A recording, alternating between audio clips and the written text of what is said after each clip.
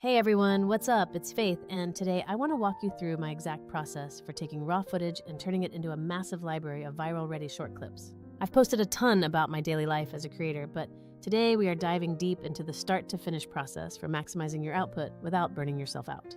Spoiler alert, I'm using a tool called Vizard to handle the heavy lifting, making the whole production process significantly easier and faster than doing it all manually. There is absolutely no fluffy ad copy here, just a transparent look at how I work and why this specific workflow saves me hours of editing time every single week. Let's start with the foundation, the creative brief, because once you agree on the rates and timelines, that brief becomes the absolute gold standard for your shoot. It clearly outlines the product USP, the specific tone the brand is looking for, and exactly what kind of grabby messaging needs to be emphasized throughout the video.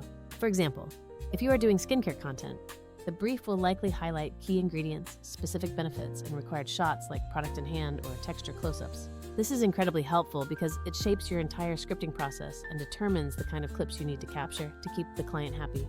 Now, even though tools like Vizard automate the editing, it still needs good raw material to work with, so the filming phase is actually crucial. A lot of people think you need an insanely expensive cinema camera, but honestly, that is just not true because phones today have incredible camera capabilities. I personally shoot a lot of my content on my iPhone, specifically because it is low stress and makes the process feel much more authentic and accessible. My pro tip is to head into your camera settings and bump up the quality. I almost always shoot in 4K at 60 FPS whenever I can. It definitely eats up more storage space, but the footage is much smoother and gives you way more room to crop or use slow motion later when the AI is picking clips. Regarding angles, please don't be lazy because you really need to film the same moment from multiple perspectives to give yourself options. Try to capture a mid-shot, a close-up on the product label, and a wide shot of the whole routine because AI loves variety to build snackable edits. I literally perform the same action 3 or 4 times with different framing, so the auto editor has plenty of choices for pacing, cut points, and transitions.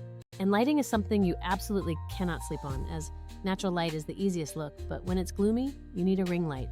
I always keep 2 sizes on hand, a big one for full scenes and a smaller one for vanity shots or little bits of B-roll. If you have the budget, invest in a solid tripod because cheap ones break easily and shaky footage makes the AI's job much harder to do. Audio is another factor that matters way more than people realize, especially if you are doing talking head segments that you plan to cut later. Make sure you use an external mic or at least be very mindful of room echo because clear audio ensures you have high-quality, usable content. Storage is another big pain point, so get yourself a reliable external drive once you are consistently creating content for brands. Editing directly on your main laptop until it runs out of space is a recipe for pure stress, so keep organized folders for every project. Now, let's talk about the fun part, which is the actual editing process where you turn hours of work into bite-sized content. Yes, you could spend hours in a complex software like Premiere making each short, but when I want to churn out a batch of shorts, Vizard is my secret weapon. The beauty of Vizard is that it automatically scans your long video and highlights the most engaging, high-energy moments that are likely to perform well. Think of it like an intern who has awesome taste in content and never gets tired of picking out every single good take for you. It extracts viral clips, trims them to optimize lengths, and even suggests captions and text overlays, saving me hours of guessing what works.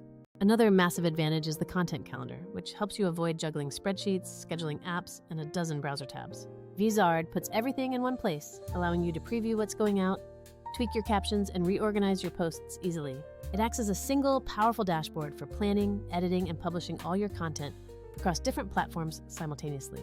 Now, to be totally honest, Vizard sits in a sweet spot that beats out free mobile editors by being much smarter and more automated for the serious creator.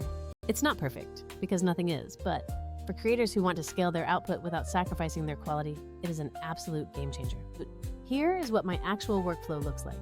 I import my long video, let the AI scan it, and then I quickly glance through the suggestions to approve or tweak them. Text placement is incredibly important, so make sure you avoid putting key text at the very bottom where the platform's native captions live. For voiceovers, I usually just record in my phone's voice memos app and then airdrop the file to my laptop to sync it with the clips. It is honestly wild how fast you can get a polished piece that looks like it took hours of hand editing when you use the right tools. When you have the clips ready, you just decide your posting cadence and the auto-schedule feature handles the rest so you can focus on other things. I always add music, motion text, and simple transitions to keep the pacing fast, because we all know short-form content thrives on that quick energy.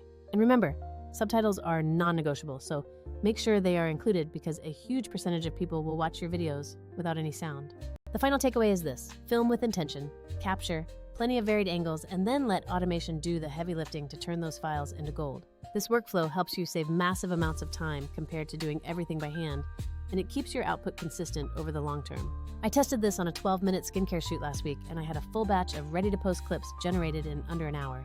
If you are a creator trying to balance client work and keep your socials consistent, this process is definitely worth exploring for your own channel. Try to keep your brief handy, film with intention, and let the automation handle the repetitive, boring parts of the job so you can be creative.